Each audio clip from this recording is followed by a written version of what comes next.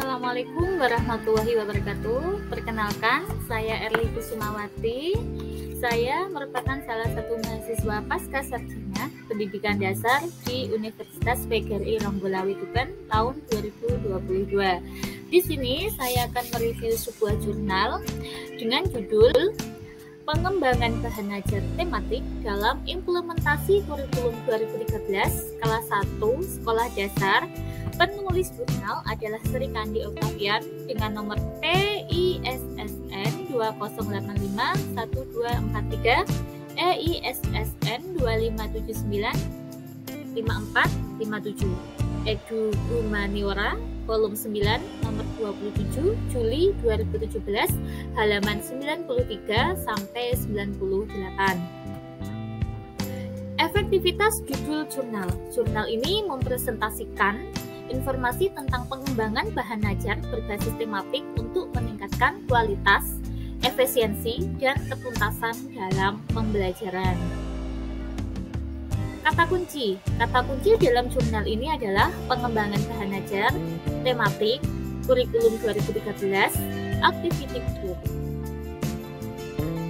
Abstrak.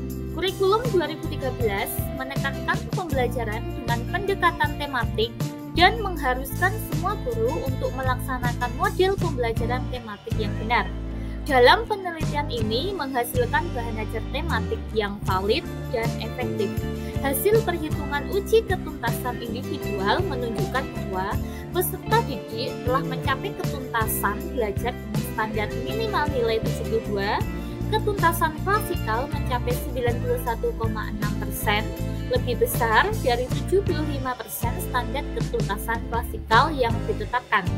Hasil uji banding di mana nilai post-test lebih besar daripada nilai pre-test. Artinya bahwa terjadi perubahan prestasi belajar peserta didik setelah menggunakan activity book. Latar belakang penelitian. Pada tahun ajaran 2013-2014 telah ditetapkan untuk memberlakukan kurikulum 2013 secara terbatas. Kurikulum ini menekankan implementasi pembelajaran dengan pendekatan tematik untuk peserta didik SD. Dalam implementasinya ditemukan beberapa masalah di lapangan seperti masih ada guru yang menyampaikan materi secara tekstual, menggunakan buku guru atau buku siswa dengan runtut, belum ada inovasi. Isi materi buku kelas 1 terlalu berat seperti penulisan huruf kapital, belum dikenali anak atau kalimat terlalu panjang untuk ditulis dan dibaca peserta didik. Latihan soal dalam buku siswa hanya sedikit dan kurang menggali kemampuan mereka, serta masih terdapat penggunaan kata kerja operasional yang kurang sesuai dengan kompetensi yang diukur.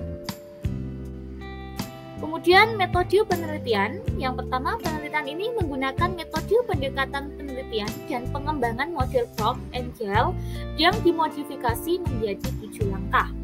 Proses pelaksanaannya membentuk suatu siklus yang diawali dengan tahap pendahuluan, pengembangan, dan evaluasi.